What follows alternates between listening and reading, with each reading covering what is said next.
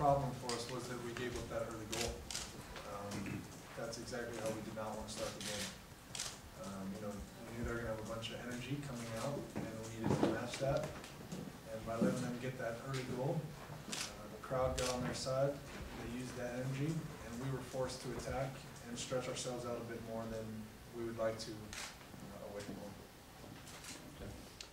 Part of my question is, could you, the TV picked you up shaking hands with Lampard after the match the other day.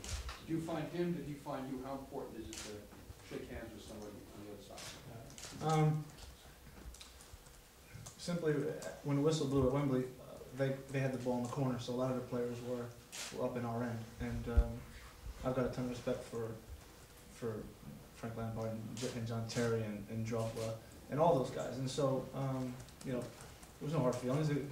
That was a good team, and they put in a great performance. And I don't certainly seek anybody out, but he was there, and I thought he deserved to be congratulated. La tribuna. Mr. Bradley, what do you think about Honduras team? What do you expect for the game tomorrow? We know they're a talented team. They're athletic, some very, very good individuals. So the U.S. has always understood that. Many of the players are familiar. For me, Amado Guevara is very familiar. A player that I coach, a friend. So, you know, we know the team well. We expect a difficult match because they're a talented, athletic team. Thank you. Fans coming in. Could you address what it's like to play in the United States where there are so many fans of other teams that you play? Well, for us, it's exciting. We can make reference to the Gold Cup final against Mexico. It was a pro-Mexican crowd, but on that day we won, and I think for everyone involved, both teams, it was really, really exciting. As a player, you want to be involved in big games with big atmospheres, and we have a passionate group of supporters in Sam's Army and others, so they can rival the best fans. So when the game is either pro-U.S. or what have you, I don't think that's a concern to the players.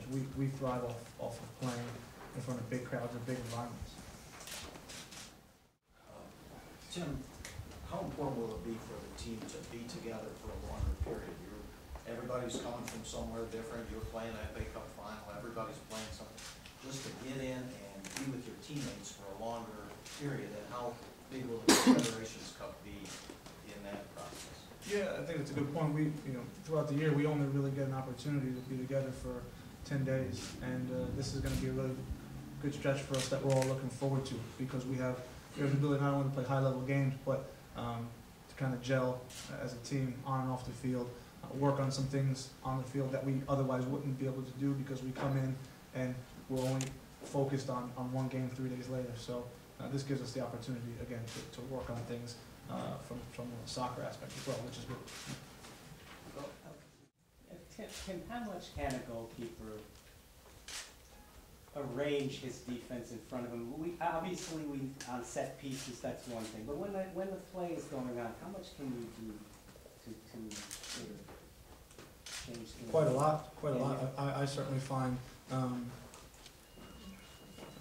the other night not being included. I think on the best days, you put people in the right places, and as a goalkeeper, as a defender, they will tell you they need that, they appreciate that. I'm in a position where there's nothing behind me. I can see everything. As a defender, there's a lot going on, and if I can be an extra set of eyes and a voice, that's vitally important. And again, as I said, on the best days, I feel like, without being a cliche, I can stop shots by just putting people in the right positions, and that's vitally important. Yeah. How much? Well, Bob, without getting into specific players, I mean, it just seemed it was the back line in particular on the wings. There was a lot of space for the opponents. Let's put it that way. Mm-hmm. How do you work on closing that space? I mean, what do you do for this next game? Honestly, the starting point is for a back line is your goalkeeper and your two central defenders. And so, Timmy and Carlos and Gooch now, we have experience together. Over the last couple of years, we have done all the things that you do to work on that. You look at video, you work on the field, you constantly try to make sure that the understanding there is right, because that's the starting point for getting your defense right. And if you have a day where you get stretched out, where, in some cases, you get, your decisions or your collective movement's not good enough, you go back to the things that you've emphasized, sort of go back to the basics, and count on the experience of the players who have been there. Every team that Tim plays on, in the course of the season, there'll be some games where the back line won't be quite as good, and they'll have certain things that they talk about and certain things they work on. Same with Carlos and Gooch. So, we start there.